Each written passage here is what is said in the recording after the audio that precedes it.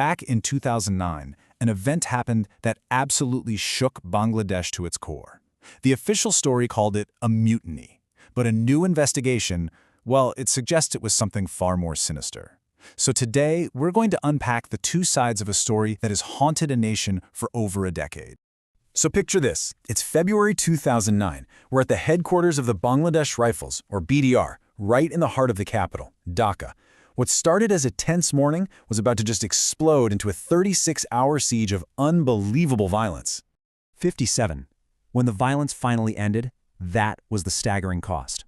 57 senior army officers, literally the backbone of the BDR's command structure, murdered by their own men.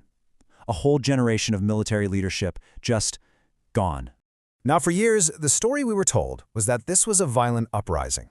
The official narrative pointed to long-running issues inside the BDR, things like pay disputes, frustration with army leadership, just demands for better conditions. But a pretty controversial new documentary is now arguing that this was all just a cover story, a cover for a meticulously planned political betrayal designed to cripple the entire nation's military. Okay, let's dive into this. We're going to start with the new controversy, then dig right into the documentary's really shocking claims and its allegations of foreign intervention. After that, we'll look at the huge online debate this has all caused. And finally, try to figure out what it all means for Bangladesh's unsettled history. All right, let's get right into the most shocking claims from this documentary. The film is called 36 Hours of Betrayal, and it lays out a timeline that pretty much challenges the official story at every single turn. This timeline is really the heart of the whole conspiracy claim. I mean, think about it. By 10:30 in the morning, the army is there, in position, just 300 yards away, completely ready to go in. But the order, it just never came. Instead, while the army was being held back, the mutineers were actually escorted to meet the Prime Minister, all while the killings inside the compound just kept going for another full day. You can just feel the sheer frustration in the voices of the officers who were right there on the ground. I mean, they had the firepower, they had the training, and they were ready to save their colleagues, but they were held back. A political decision kept them waiting for an order that tragically never came. And you know, that delay wasn't just a number on a timeline. It had a devastating, real-world human cost. While the army waited just outside the walls, families trapped inside were being torn apart forever. For so many, these were the last haunting goodbyes from loved ones who thought help was just moments away. But the documentary doesn't stop there. It goes even further. It starts naming names. It alleges that this whole thing wasn't spontaneous at all, but was planned as far back as 2007.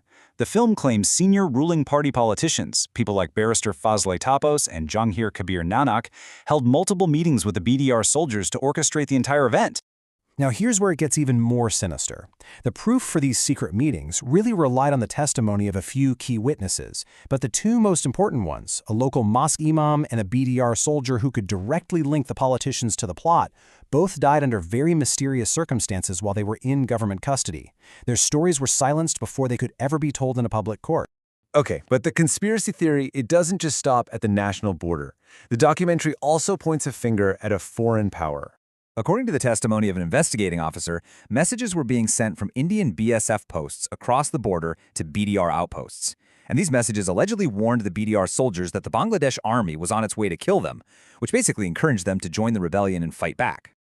And the documentary's claims get even more specific. It alleges that India put 1,000 of its elite paratroopers on what's called spearhead duty, basically ready to land in Dhaka at a moment's notice. The film argues this was a clear warning shot. If the Bangladesh army moved against the new government, India would intervene. So, as you can probably imagine, these are some absolutely explosive claims, and they have not gone unchallenged. The documentary's release has triggered a fierce and very skeptical debate online. A central question coming from critics online is really about transparency. They're asking, look, if a formal inquiry report with hard evidence actually exists, why release a documentary full of allegations? Why not just publish the official report for everyone to see?